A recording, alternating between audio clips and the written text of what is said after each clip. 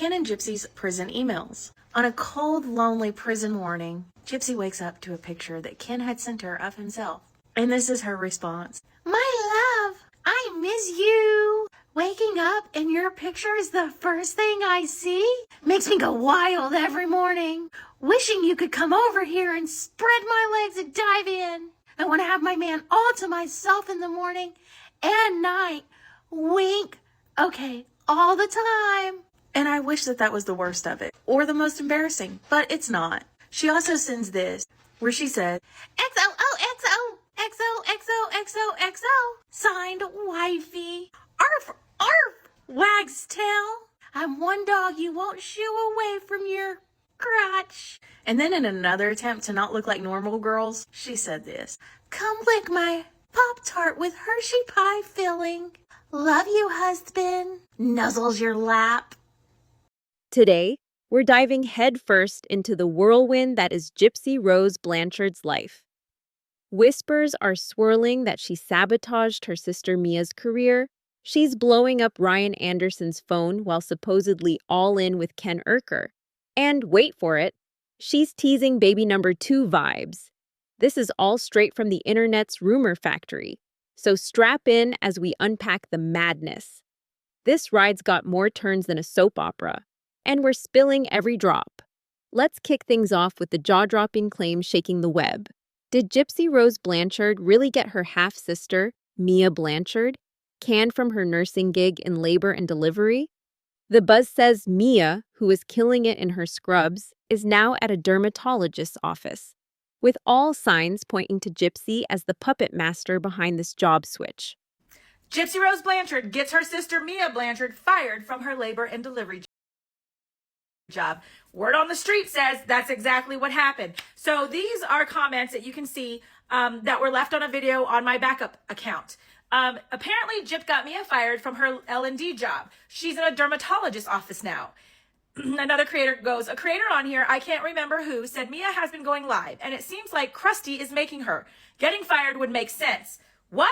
No way. Yes, she got fired. They used her on-the-job vlogs on TikTok as an excuse, but we all know why.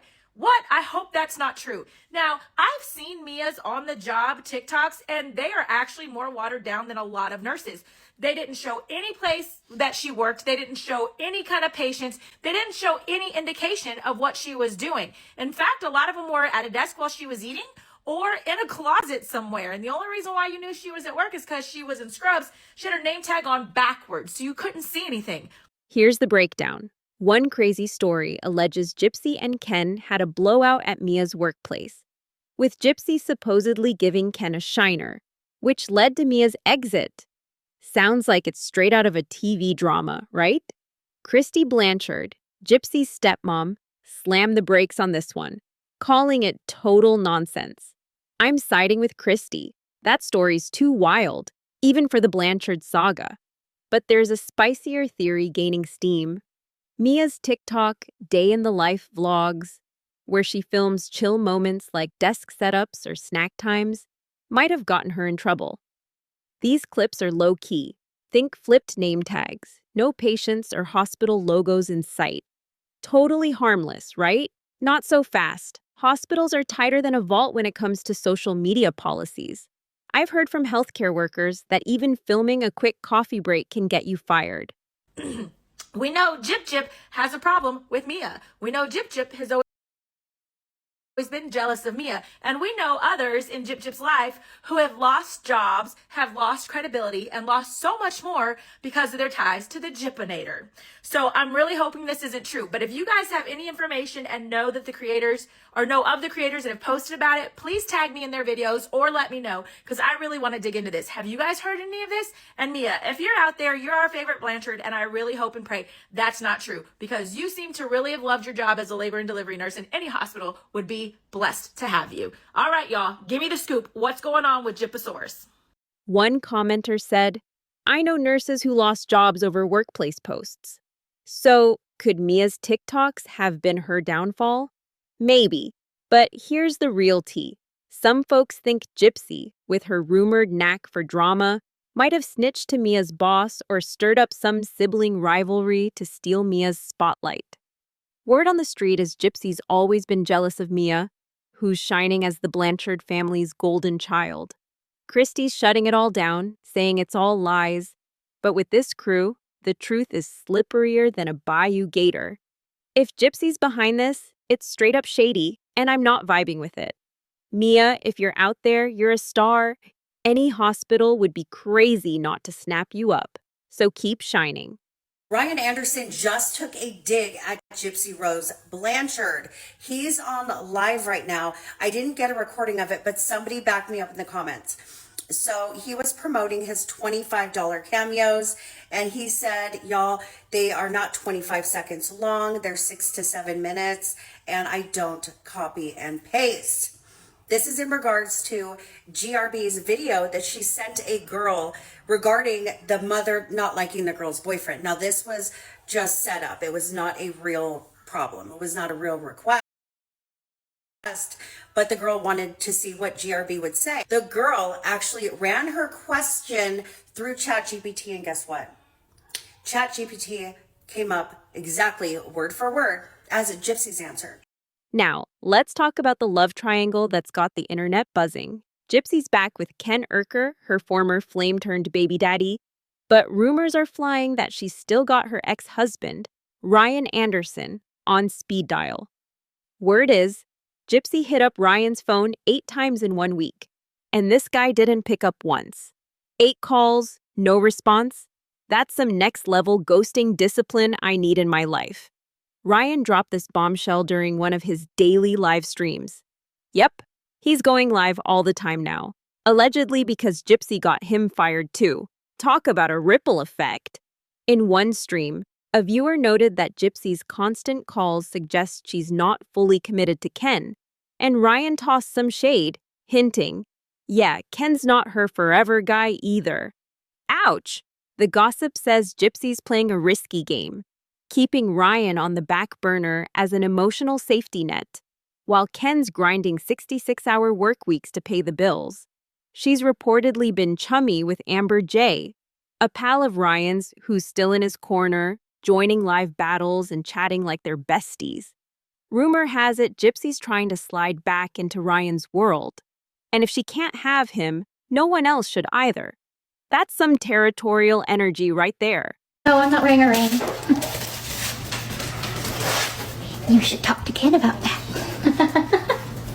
Tell him. What? Nothing. Gypsy seems a little bitter in her live this weekend that Kenny has not proposed as he promised. He swore that he was going to propose right after parole in June, and he still hasn't.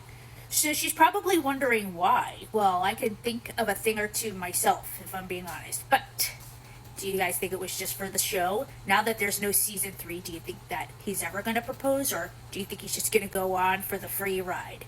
Let me know what you think, guys. Meanwhile, Gypsy's spinning a narrative that Ryan's the one who can't move on, telling everyone he needs therapy, girl, pot, meat kettle, with your 3 therapists on speed dial. But these 8 calls paint a different picture. It's been almost 2 years since they're split, and if Ryan's still tangled in her web, it's because Gypsy's mastered the art of manipulation, allegedly gaslighting him and keeping him hooked whenever Ken's not giving her the attention she craves.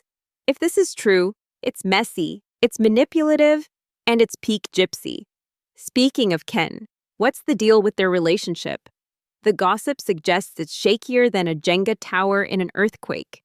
Gypsy's been dropping not-so-subtle hints about wanting a ring, like when she went live and said, "I'm not wearing a ring. You should talk to Ken about that." Sweetheart, we've talked, and Ken's not exactly sprinting to the jeweler. Rumor has it he's clocking 66 hours a week to support Gypsy's lifestyle, especially since her income streams, lifetime deals, cameos, that blowout art project, are allegedly drying up faster than a desert in July. Then there's their daughter, Aurora, who's almost a year old, and Ken's reportedly not thrilled about the timing of that pregnancy, especially since Gypsy's divorce from Ryan isn't even finalized. But one of y'all posted a clip, and she was asked, "Are you wearing a ring?" And she went, "No, I'm not wearing a ring." And then she goes off scene and comes back and goes, "You should talk to Ken about that." Sweetheart, we have. You have. The baby has. He has no interest in putting a ring on your finger, especially now. You've been canceled by Lifetime and you don't bring in any money. Your blowout art didn't work, or blown out or whatever. Your cameos aren't bringing in a lot. Your book is what? Why is he going to put? Why pay for the milk when you get the cow for free? I'm just saying. I just thought that was really funny. We've seen other clips. We're going to talk more. But we are wrapping up our trip here in Corpus Christi. And then we are headed home because, I was only here to say happy birthday to my dad. He turned 70. But I just had to point out that Aurora is an Urker. Ken is an Urker. Gypsy ain't even close to being an Urker. Oof, the mess. Creators are whispering that Ken's in too deep, but not planning to propose anytime soon.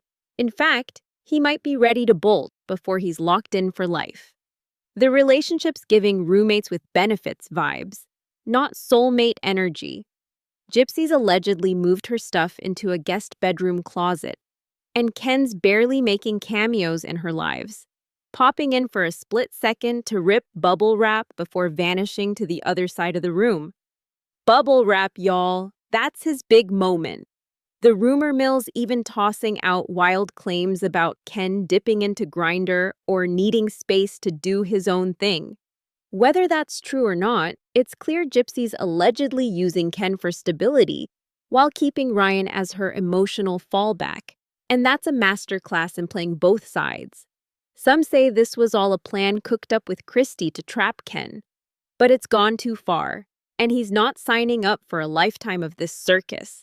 Gypsy Rose was kicked off of Cameo. Now, she tried to join a year and a half ago, and after an investigation and people writing in, they decided not to let her on the platform. So how is she on now? Giving young girls advice, charging $149 for videos, for advice on how to handle your mother not liking your boyfriend. How is it possible for somebody who was kicked off for their notoriety a year and a half ago, and now all of a sudden they've made such good progress within society and have just proved themselves to be worthy of being on the platform? But wait, there's more drama. Ryan's not just dodging Gypsy's calls, he's throwing shade like it's his new career. In one of his lives, he roasted Gypsy's cameo game, pointing out that his $25 videos are 5 to 6 minutes of authentic, 5-star rated content, complete with his dog Pixie stealing the show. Meanwhile, Gypsy's $100 cameos are allegedly short, copy-paste jobs that sound like they were churned out by ChatGPT. Someone even tested it, and her response matched AI word for word. Ouch, Ryan, that's a burn. He's out here hustling, allegedly because Gypsy got him fired, and some creators are calling for a cameo boycott, saying the platform's letting Gypsy break rules while others play fair. Gypsy Rose Blanchard. This is unbelievable. You only ever have one mom. And boyfriends, relationships, friendships come and go. But you will only ever have your one mom. You only have one mother. It is so unsettling to watch Gypsy Rose give advice on something that mirrors her life so closely and her crime. She's giving guidance on a situation. She did the exact opposite of what she was telling this young girl to do. Instead of finding healthy ways to work it out or talk it through, she orchestrated and was a big part of the crime that took her mother's life. Now she's on Cameo, profiting from giving guidance on the very dynamic she destroyed. I mean, it's inappropriate. And Cameo being full of young, vulnerable people who may not know the full story on Gypsy Rose. And she's monetizing off of her crime, her notoriety, and turning her mother's unaliving into entertainment. So a violent crime can be repackaged and sold as inspiration. Is that what we're doing here? Vulnerable young women, which are basically her fan base, deserve better than that. So again, advice should come with lived experience from somebody who's demonstrated healthy choices, not from someone that is still capitalizing on one of the most infamous crimes in recent memory. My advice to Ryan? Go independent, babe.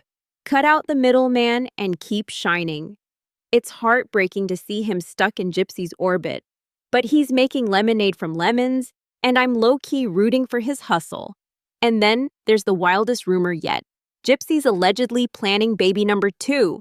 In a recent People magazine article, she and Ken said they're eyeing a little brother for Aurora, but they'd need IVF to avoid passing on Gypsy's 1q21.1 microdeletion. They claim it's a mid-next year plan, but the internet's side-eyeing that hard. Why? Because Gypsy's dropping Easter eggs like she's hiding them for a scavenger hunt. A pro-Gypsy creator allegedly slipped up and mentioned her son and daughter, and Gypsy's been posting family emojis with 2 kids. She killed her mom. She killed her mom. Yeah, I fucking killed my mom. What the fuck of it? She was a fucking con artist and a terrible mother. Heaven or hell, I don't give a fuck where that bitch is. If I didn't fucking plot her death, I wouldn't have gotten a TV show. I wouldn't have gotten book deals. Like, who gives a fuck if Dee Dee's dead? Dee Dee was a shit fucking person. I'm still here. I'm making money. Fucking $100 cameos, baby. I'm selling my paintings for $60. I'm fucking rolling in the dough. Who gives a fuck if she's dead? Who gives a fuck if Nick's in prison? Who cares if I'm the one who said, hey, you gotta tell my mom or we need to be together? Who gives a fuck? Dee Dee's dead. Nick's in prison. I'm right here, baby. I fucking love it. I love it. I love my life. My life is... I love my life. I'm gonna go to church right now. Bye. Digging deeper into the records, think of them as cliff notes to the full story. There's no sign Dee Dee pressured doctors into anything unnecessary. Take Gypsy's salivary gland removal. It stemmed from real issues like a diminished gag reflex, hypersalivation, and swallowing difficulties, confirmed by barium swallow tests showing she could barely handle small food amounts without spitting it out. Doctors tried meds first in 2004, then Botox injections over a year later with good results, before finally opting for the gland removal sometime before Hurricane Katrina in 2005. This timeline screams cautious medical progression, not a pushy mom fabricating illness. And guess what? These problems tie back to Gypsy's 1q21.1 microdeletion, a genetic condition causing hypotonia, low muscle tone, which can lead to swallowing woes and even type 2 fiber atrophy from her muscle biopsy. Not muscular dystrophy, as some misclaim, but real muscle weakness linked to her genetics. Dee Dee wasn't inventing this. Tests and pathology back it up. If anything, she might have saved Gypsy's life by pursuing care. Gypsy was down to 36 pounds at age 9 before the G-tube helped her gain weight dramatically. Gypsy's little act that she's this little naive girl is getting old. Okay, so in her live the other day, she was packing and she held up these cocktail shakers and was like, what the heck are these? As her wig literally tries to run away from her head, like contain that thing. Anyway, back to the cocktail shakers. How do you not know what those are? Like, you have been out of prison for almost 2 years. I know you know things, like, please. And also, you've been living with Ken. We also saw you get drunk back in June when you first got off parole, so why are we acting like you don't know what alcohol is or how it's, like, made? She also didn't know how bubble wrap worked. Like, Ken had to tell her how to, like, rip it. And then she got all close to it to, like, rip it. I have no idea. She was just acting like she didn't know anything as she was packing up this house. I can't with her. She knew how to plan an entire schmurder, but, like, she doesn't know what a cocktail shaker is? Please, give me a break. Gypsy's stories keep evolving too. In her Dr. Phil interview, the final straw was an argument over her G-tube, not throat surgery. Her book shifts to the ENT visit and vocal cords. And now, her supporters are pivoting hard from medical abuse to general mistreatment. Like no slumber parties, no regular school, being kept in a wheelchair or with shaved hair, isolated from normal life. Bree even rants that even if every surgery was needed, nothing justified Gypsy's trapped existence. No relationships, no independence. So, is the new motive that Dee Dee overprotected her to the point of emotional abuse, warranting murder? That wouldn't fly in court. Imagine a jury buying no sleepovers as justification for homicide. I was Gypsy 10 years ago in that situation, like I've told Gypsy this, I would have done the exact same thing. And it makes it better that she wasn't able to do it herself. If you were Gypsy Rose 10 years ago, you would have done the same thing. You realize Gypsy could have left her mom alive and just left with Nick, took the money in her pills and just jetted out, hopped on that bus, and bye-bye. You realize Gypsy Rose had multiple documents proving her fucking age. She literally could have just left. 48 hours before the murder, Gypsy texted Nick and told him her mom had made her sleep outside on the porch and pee in the bushes. Gypsy still did not run. Or did she make a different plan? Instead, she was worried about going to sleep with somebody else before Nick got there. As far as you saying it makes it better that Gypsy Rose couldn't do it herself, Gypsy shot her mom, unloaded the clip on her mother in 2011, picked up a gun and a dagger, chased her mom into a bathroom. She didn't even realize that the gun was a BB gun until after she unloaded the clip on her mom. Gypsy snaps back that she's apologized for being her mom's pawn in cons, but won't take blame for things she didn't do, insisting she was a victim, not complicit. Yet the focus has slyly moved to Dee Dee as a scammer hurting people by lying and gaming the system, not the life-threatening medical torment that got Gypsy leniency. Oh, and let's not forget the starvation claims. Gypsy and co-author Melissa Moore painted Dee Dee as withholding food, forcing tube feeding. But a jail call right after her arrest has Gypsy chatting with Aunt Celeste about loving cheeseburgers, even noting Dee Dee was vegetarian, but she ate meat.